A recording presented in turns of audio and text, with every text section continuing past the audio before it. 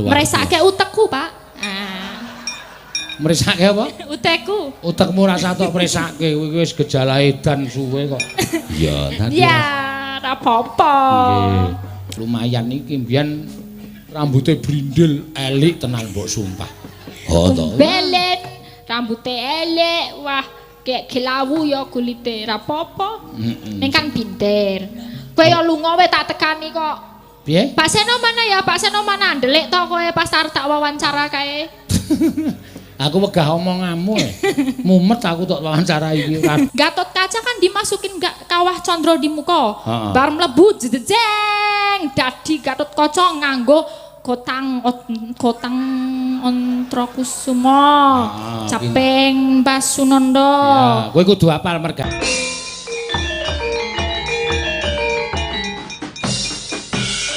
Yo matur sembah nuwun.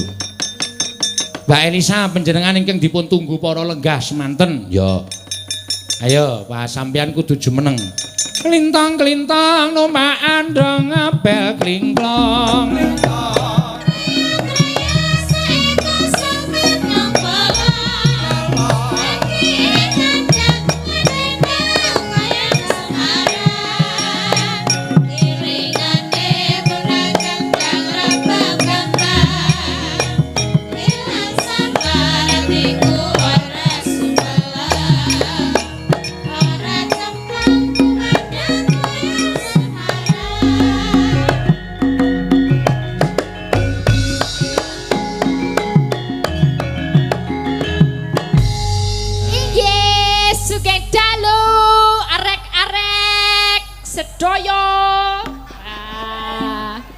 Ya opo, ya opo kabeh, ya opo. Ya opo, ya opo.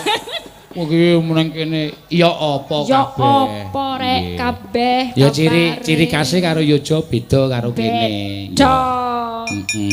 Suwane endi kowe Mbak Elisa? Petrokimia Gresik, Pak Seno.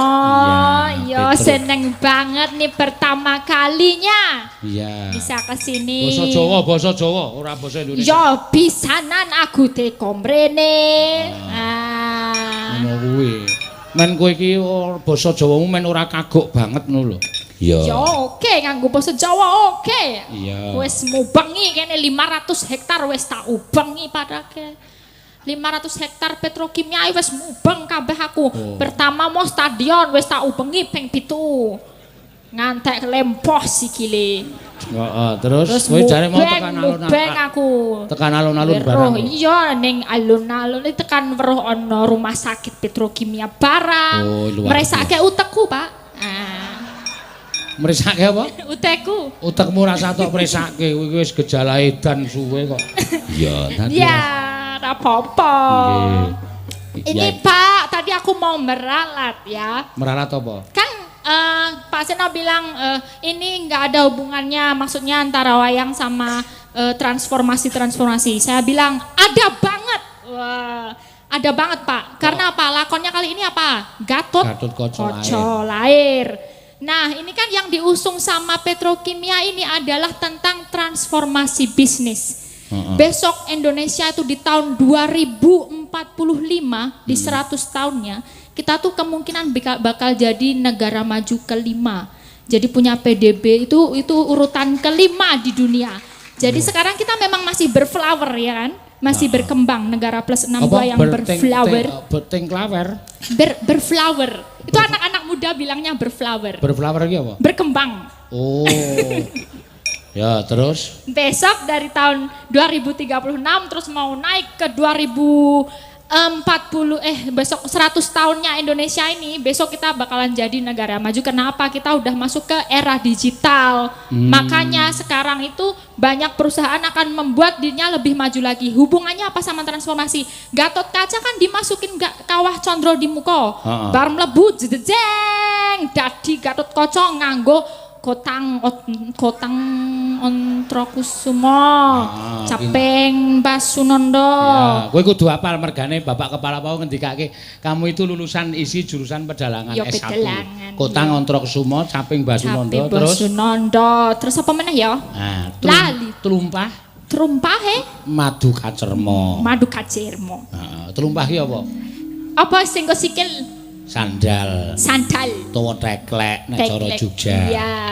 Dari yang bayi dia keluar jadi bisa terbang, bisa mengalahkan Yongko ceritane ben nonton. Nah, mosok yo tak kepoin saiki yo kudu nonton wayange ya Pak. Bener kudu nonton. Ya, intinya besok semoga transformasi bisnis di petrokimia bisa berhasil jadi bisa jaya. Sebagai perusahaan yang ya perusahaan pupuk ya yang sukses banget loh di Indonesia ini. Udah masuk PT Pupuk Indonesia juga. Iya, 60% mencukupi semua petani di seluruh Indonesia. Ya. Iya, aduh. Seneng Pak pokok men.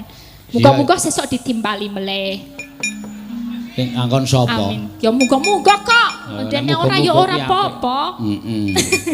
Ya kan spesial ulang tahun yang ke-47 patang doso pitu. Patang doso pitu. Patang puluh pitu aja tok basake. Patang puluh pitu. Nah, nek kari sing Indonesia diwalik 74. Dan ini angka yang sama. Semoga bisa sama besok jayanya bareng. Petrokimia juga ikut bareng naik, Indonesia juga ikut maju. Sama. Soalnya memang waduh iki duren iki nek ngomong gini. Apa? Entrepreneurship kita itu harus kita walaupun yang orang kecil sampai yang industri yang tinggi itu orang yang besar semua harus sama. Sekarang anak-anak muda juga pinter loh Pak. Kita jualan opositi Mbak Ayu misalnya bulu mata di doll online shop. Wah wis dadi langsung engko langsung kabeh do tuku pesen ngono. Aku dodolan kaos ya do pesen ngono kuwi. Saiki iki ya padha. Iki wis mlebu Tokopedia aku mau ndelok wah luar biasa. Memang udah ke online sekarang. Petrokimia kene? Iya. Wis nganggo pesen online. Pakai online bisa. Pesen pupuk wis nganggo online. Ya online padake. Sesuk suwe-suwe pupuk ki saka apa? Pupuk ki saka telek. Teleke online iso ora gitu. Teleke online, Pak. Piye carane? Ah ya ora ngerti aku. Saya nganu kok saya maju Iya. Iya. Kita nggak meninggalkan yang lama kok ya kan. Maksudnya sama ini semua untuk petani. Ini juga sama Pak Seno juga mengalami transformasi yang dulu wayang itu nggak ada. Kita nggak bisa lihat pakai media, sekarang pakai YouTube. Pakai YouTube. Iya, besok makin maju lagi. Jadi budaya itu maju, sosial maju, bisnis maju. Indonesia keren pokoknya. Ya, padake, cerdas sih. Indonesia keren, S2 ming dadi sinden. Ayo. Weloh, iki nek aku rada di sini. Aku jane nek kowe ceramah akeh banget iki sok mesake lho Malensa. Piye kenapa nih? Utekmu iki jane ora pas dinggo ngene iki. Oh, ya, Maksude kowe iki kudune. mbok golek pekerjaan sing luwih apa asisten direktur apa-apa ngono lho. Jane ya, Pak. Ning kowe tak ngger pendak-pendak tak unekke ngono kuwi, saya itu enggak ingin seperti itu, Pak. Saya itu cinta budaya, kuwi sing luar biasa. Kandhani kok Elisa yo. Ngene iki nek ora ana maksude kan aku iso ngewangi ben kabeh ora buta hal kaya ngene. Dadi kabeh ngerti, Pak Kake. Sinden klebon kaya kowe kuwi jan iso pinter-pinter kabeh. Iya. Apa kelebon padake maksudnya aku dem. sinden ki ngene iki terus klebon sing uteke kaya kowe kuwi tenguk nang kono kuwi engko pembicaraane sinden ki ora mung bangsa pembicaraan cara sanggule sesuk ganti ya ora ning pembicaraane lebih tinggi ngono lho dadi mereka berpikir lebih luas lah. Ayo kowe barang to dalange. Dadi kudu mikir to saiki. Ayo kudu ngono kok. Aku kon mikir apa? Ya mikir apa sing rada keren sithik ngono lho ben ketok cerdas. Sindene cerdas jalane kudu cerdas. Ora sik. Kok ben ketok cerdas iki terus anggapmu aku ki pekok ngono apa piye? Lah ya bendina ngomong dhewe, disauri dhewe, nangis-nangis dhewe, guyu-guyu dhewe. Wong tak rewangi tak sauri dhewe nangis-nangis dhewe ki ya goleke pangan kowe kuwi ya padake. Iya, Dek. Nek aku ra edan ngene iki ora ana wong nanggap kowe arep do mangan apa? Oh iya, ra sida nyinden aku ya, Pak. Ra sida nyinden kok. Iya. Makasih lho, Pak. Cah edan ora. Iya. Anjen iki ya cah pinter kok. Ya ning mbuh. Anu pun S2 psikologi kok ya. Dia cinta budaya kok no. Nek sing kepengin ngangkat dhek dadi pekerja kantoran ki akeh. Ning pendak-pendak anggere weruh aku terus, "Pak, saya itu nek weruh sampean mboten tegel ajeng ninggalke." Ayo wis kowe kus nyinden terus wae. Nggih, kula tak nyinden terus. Iya, terus tak kon hitung-hitung. Saiki hitung-hitungan wae. Kowe dadi asisten sesasi bayaran sasi pisan. Saiki ben bengi kowe melu aku. Monggo nek ben bengi ping 29 ping 28. Wis pira entukmu? Oke sindene Pak, wis nyinden wae rasa kangelan aku.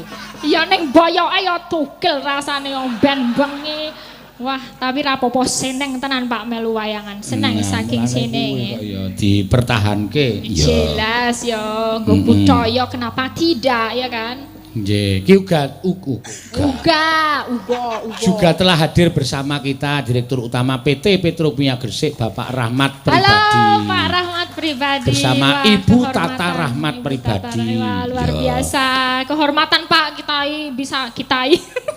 Awak dewe iso sowan di depan direktur langsung. Nggih, juga hadir Direktur Transformasi Bisnis PT Pupuk Indonesia Bapak Nugroho Kristianto. Ya, luar biasa. Lan Bapak Joko Utomo Direktur Operasi PT Mega Eltra. Ya, wah, jan matur suwun ya. Iki Pak Joko Utomo ketoke sing nimbali awake dhewe ketemu nang Taman Mini mbiyen kae. Oh iya. Iya. Berarti sesuk ditimbali meneh bakal Lengganan no ketoke. Lengganan piye? Ya iki biyen ditimbali, saiki ditimbali, sesuk timbali meneh, timbali terus, Pak. Amin. Sing dijaluk ya ngono kuwi. Ya. Nggih. Ki eneng sing nyuwun tembang sah. Nggih, wau Panugroho nggih. Podang kuning. Podang kuning dipun paringi bawa sing kersane Mbak Elisa. Siap. Saking Pak Nugroho Kristianto. Oh iya. Ya.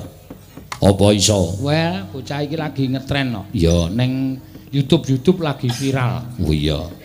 Ngono ya. Wis ngendi-endi jalukane wae Elisa. Ya. Iya, jalukane Elisa. Yen cek urung dadi sinden iki alah. Anak kos. Heeh. Anak kos ya. Mangane ming angger esuk Indomie. Awan Indomie. Awake mengkingking ra karo-karuan kae. Kok iso ketemu karo kowe? Anu apa jenenge entuk sarjana S1 meneliti aku. Wow. Melu aku ngetutke aku nang ndi-ndi angger anu kok. Wah kok kayak bisa seperti ini ya Pak. Saya pengen meneliti sampean. Nah, meneliti. Terus dasare bocahe suarane apik iso nembang. Wow. Terus takjak. Oh, terus rada kopen iki. Oh iya. Rada lumayan iki mbiyen rambutnya brindel elik tenan mbok sumpah. Oh to. Belet. Rambutnya elek, wah kayak kelawu ya kulite rapopo. Neng kan pinter. Kowe ya lunga wae tak tekani kok.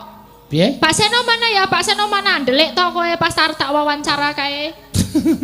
Aku wegah omonganmu.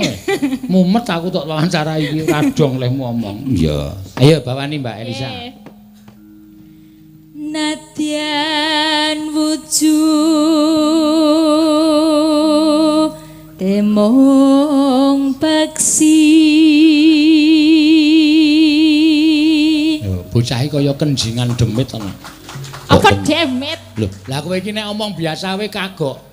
Nek nyuwara nyinden kok iso pas sukaramu. Rak kaya anggere arep nyinden ana sing ngengslupi slep ngono terus nyuwara. Iya.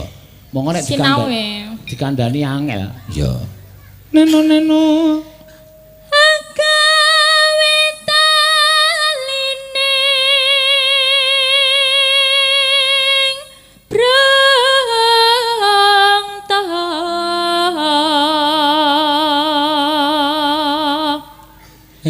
Alus manis tur mrak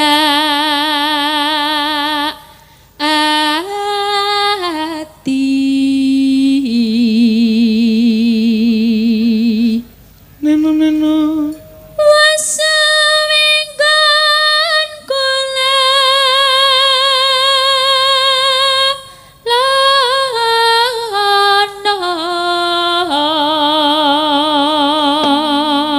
penonton ora ming neng halaman Petrokimia Mbak Elisa. Niki channel awake dhewe sing kraya-raya melu sowan mrene penonton seluruh dunia wis mencapai 15.000 penonton. Wah, luar biasa. Dalam rangka ini ulang tahun Petrokimia yang ke-47, penontonnya ternyata nggak cuma di sini, 15.000. Satu channel ya, Pak? Iya, satu channel. Iya. Mangga. Golek isi podang kuning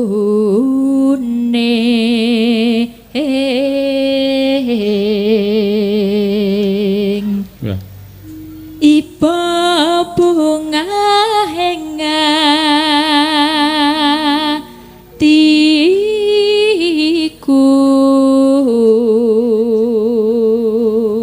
Iki sing cilok iki dari Ibu Tata Rahmat pribadi. Ibu Tata Rahmat pribadi. Nyuwun anu lagu Cinta Terbaik karo Shallow.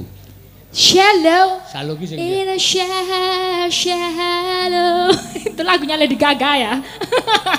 Nganggo gamelan yo nganti momet ndase ya, Pak. Antek momet ndase. Iya. Ya. Udah ya.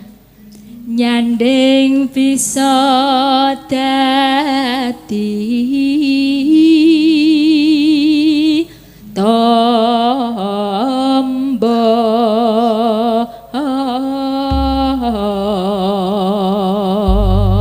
nggih matur suwun ya ne esuk awane ngomah wis ora krasa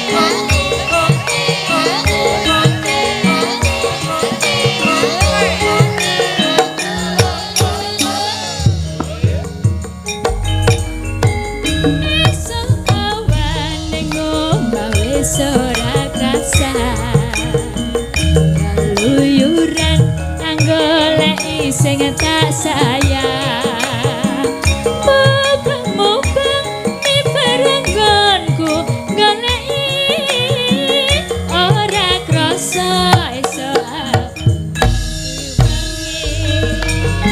eman-eman yen nganti liya kang nyawa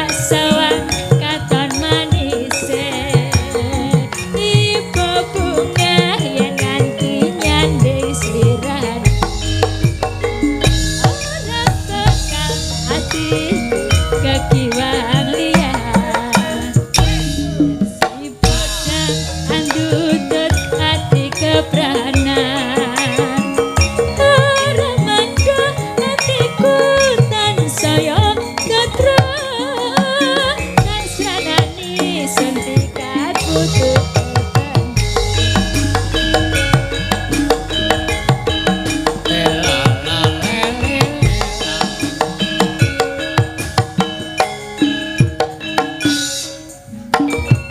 Ya, sampun katuraken bodang kuning. Elisa, Ya. iki mau